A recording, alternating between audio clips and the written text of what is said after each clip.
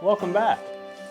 Just putting some covers on my rods, getting ready to start loading the boat up with rods, and that's an exciting part. This whole country is kind of in a deep freeze right now, and I can't even go just a little bit of south to go fishing because of the lakes that are just a couple hours south of me. They're froze too. So I know all across the country, these lakes are all froze that they're not used to being frozen. So just got some of my rods. I like Janko does a really nice job.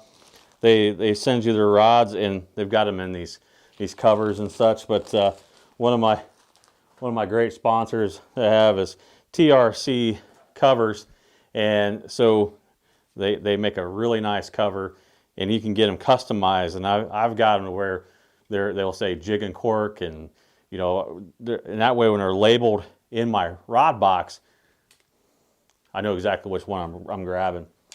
But hey, on today's video, we're going to cover how we're going to approach fishing boat docks and boat lifts.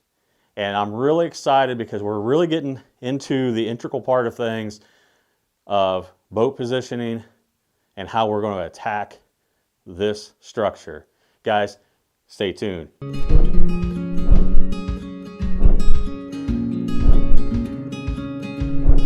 Here we are, episode 3 already, talking about becoming a tournament fisherman. And again, talking about what it's going to take to make those steps to become a crappie tournament angler. And so what we did in the last videos is we reviewed a little bit from the last episode, and we had talked about boat positioning and how to approach a lay down log or a tree in the water, and how to keep everything quiet and having things in place to better suit you up to catch fish and be more successful. So what we're going to talk about in today's video is how to approach and set up on docks and boat lifts, and how we're going to put the boat positioning to the docks and the boat lifts, and then how we're going to actually fish the boat docks and boat lifts. And so we're going to dive right into it, and we're going to get into, okay, we got a little bit of wind, and I was fishing with a guy one time, and he didn't realize that I was able to keep control of the boat because I had the nose of the boat into the wind. And I guess I took that for granted, that I just have been doing it for so long, but he didn't realize, hey, you're able to control the boat a lot better by keeping the nose of the boat into the wind. And that's true because when you have the trolling motor on the front of the boat, if that wind's blowing, you can just keep bumping the trolling motor to keep that boat exactly in that position to be able to make a cast on that dock or that boat lift or on the lay down log like last week's video. So whenever you're setting up to fish, just always make sure you put your nose of your boat into the wind. And sometimes, you're fishing something and it's a bad angle on the wind and such, and you just have to try your best and you have to experiment.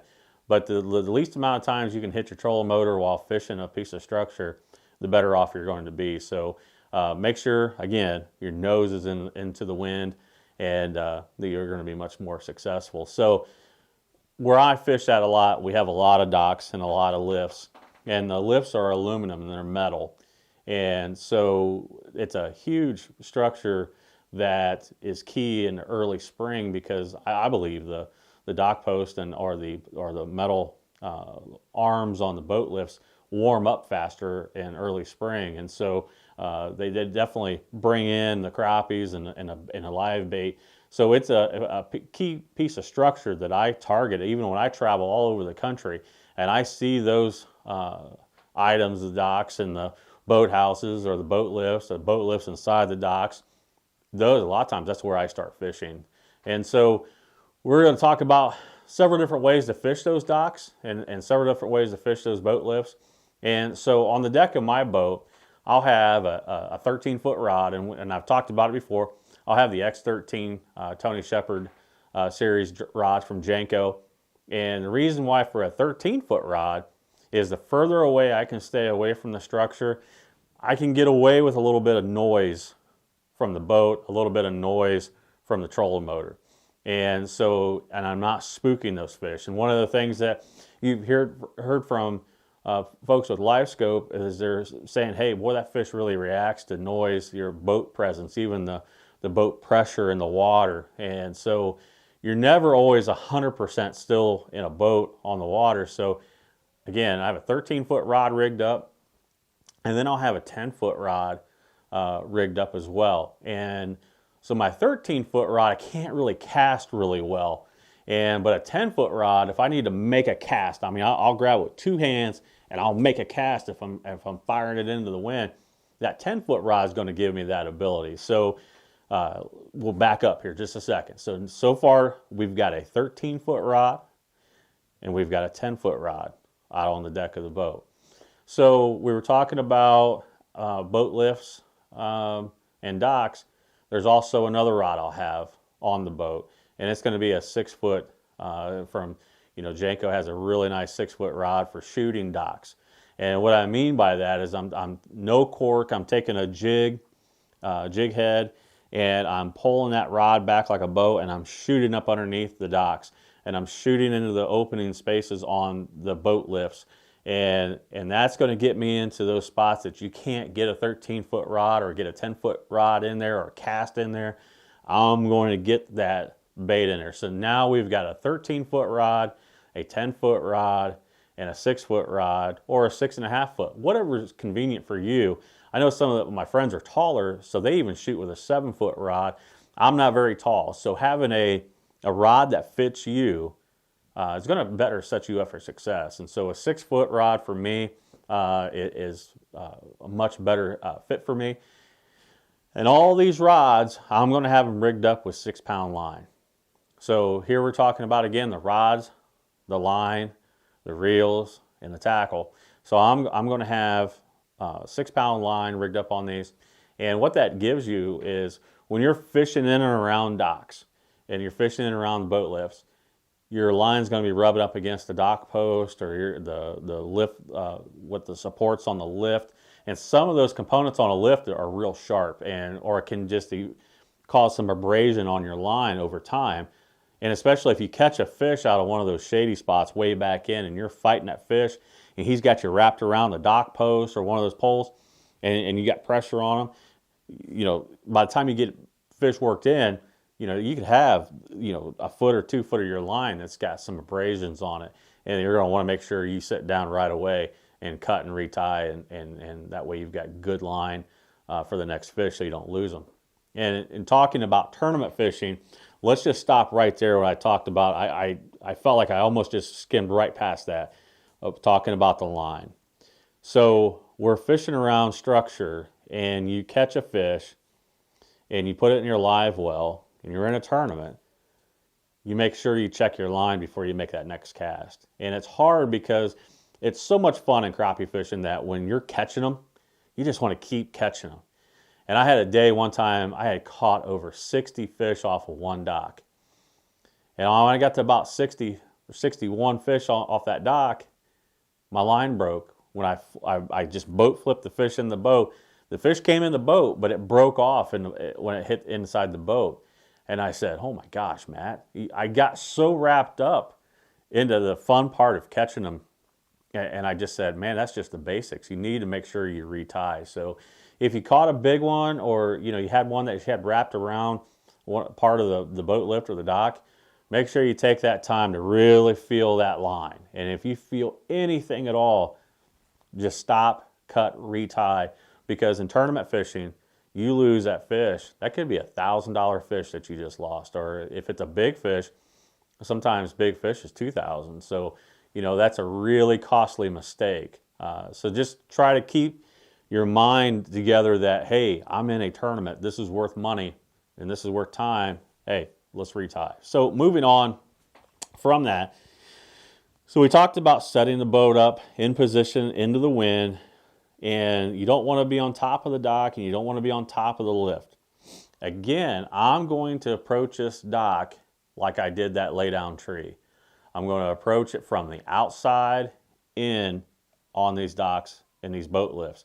Because what happens in around where I'm from, folks will put brush piles out in front of these docks or right off the sides of these docks or off the edge of these boat lifts, and there will be fish out in front and around. And if I just bring my boat up there right away and just start fishing right real close to the structure, while my boat's sitting on top of the brush piles, I may have spooked all the fish that were even willing to bite.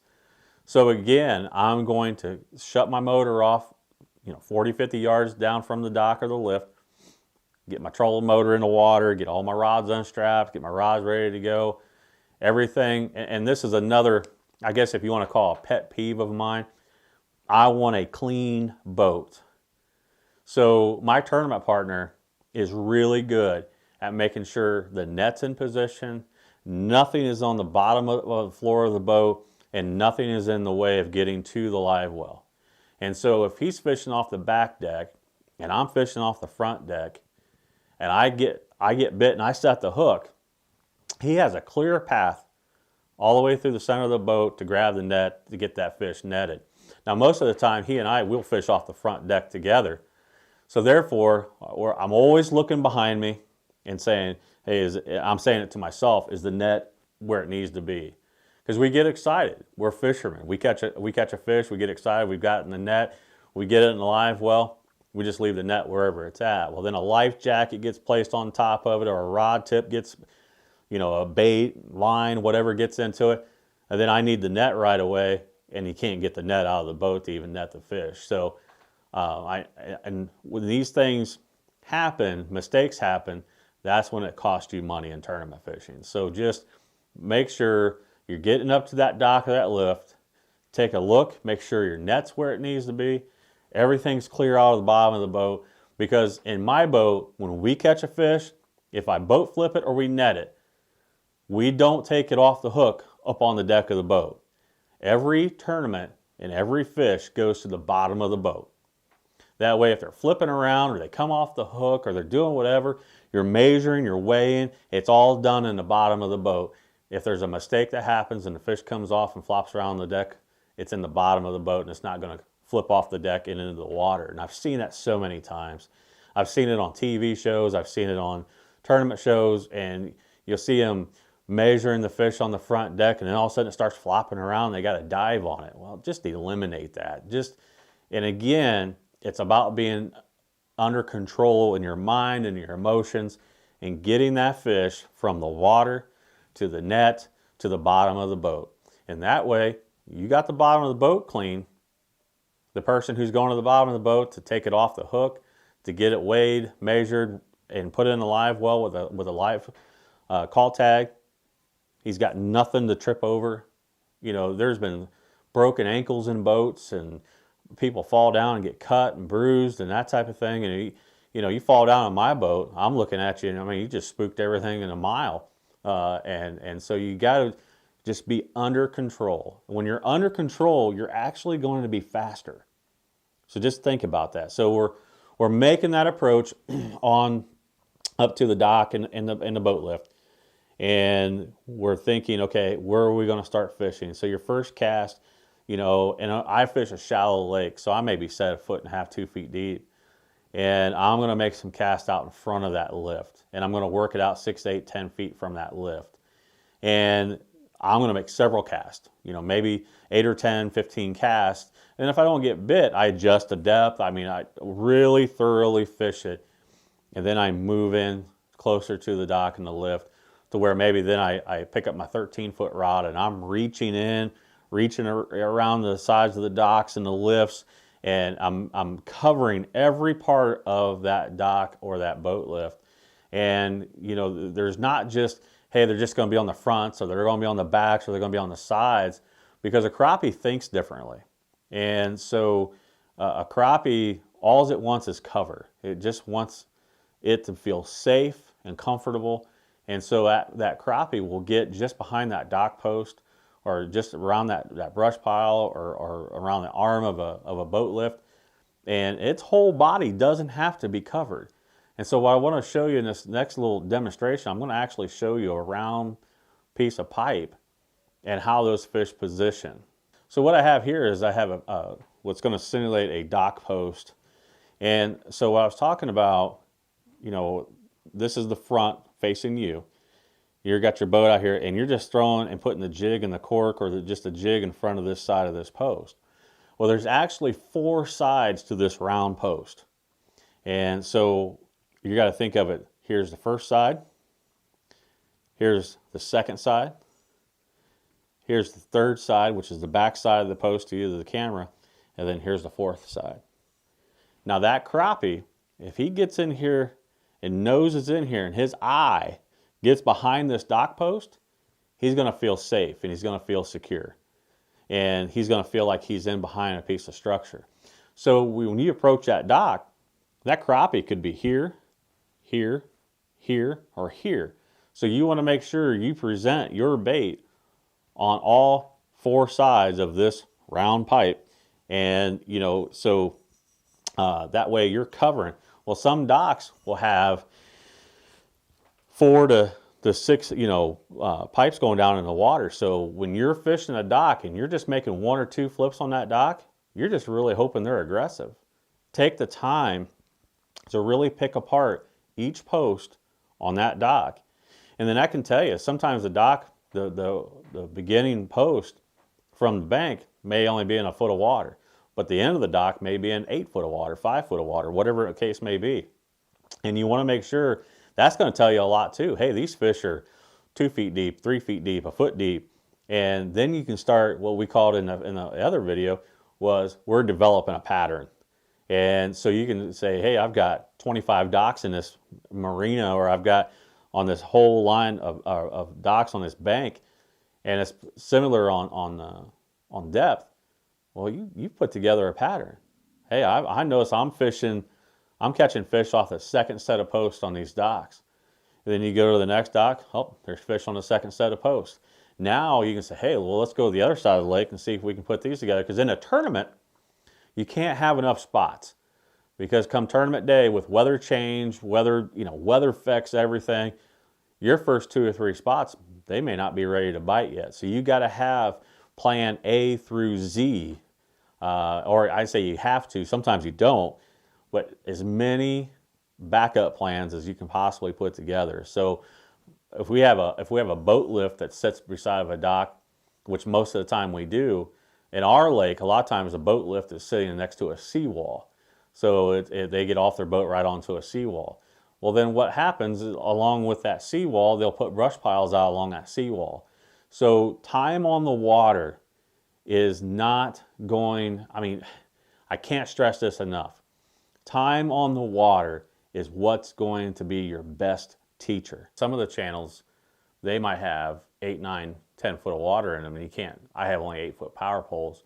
So we're talking about in boat positioning and such, I actually back my boat up close to the seawall, put my power poles down because it's going to be shallower there, and then that way I'm held still and being able to make multiple presentations to that boat lift or that dock.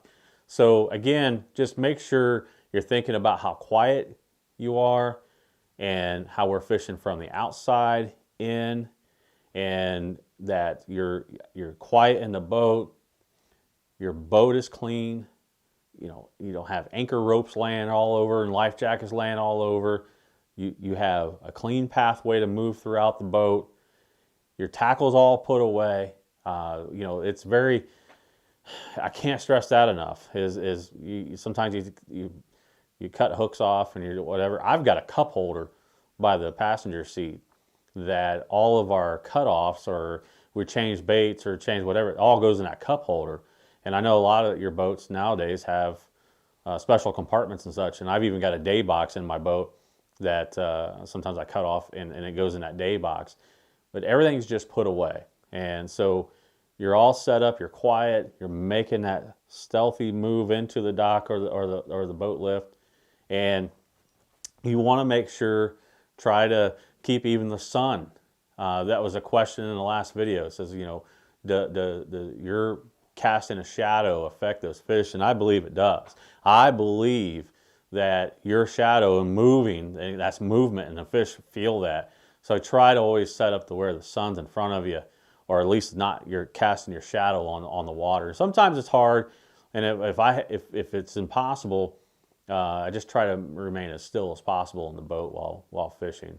I still catch them, but it just seems a lot more efficient if my shadow is not casted on to the water or over the structure that I'm fishing. So again, let's review this real quick.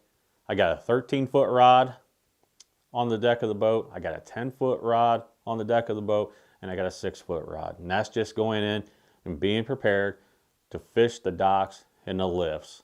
And when we have just those tools on the deck of the boat, and again the boat is clean, and we're making those multiple casts, multiple presentations, fishing from the outside in, and even making sure that you're getting all the way to the bank, whether that bank is rock, whether that bank is mud, or that bank is seawall. Make sure you're fishing from zero water out to the end of the structure that you're fishing. And so make sure that you're taking care of the boat, making sure that it's not blowing into your structure, those types of things. So we've covered a lot today in this video, and there's a lot to digest. And we're going to stop there for today. And I was wondering if it was going to be have to have another video, and I think we're going to have another video.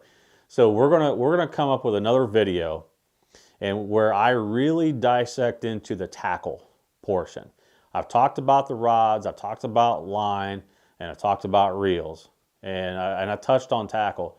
I think in the next video series, I'm actually going to have the tackle out, and I'm going to tell you how I rig it when I'm fishing lay down logs, trees, brush piles, docks, lifts, those types of things. And I'm actually going to show you how I rig all that stuff and have it all set up for you. So guys, if you like today's content, make sure you hit the subscribe button and the like button. And don't forget, if you have any questions at all, put them down in the comments below. I answer every one of them. And thank you for staying tuned, and we'll see you on next week's episode.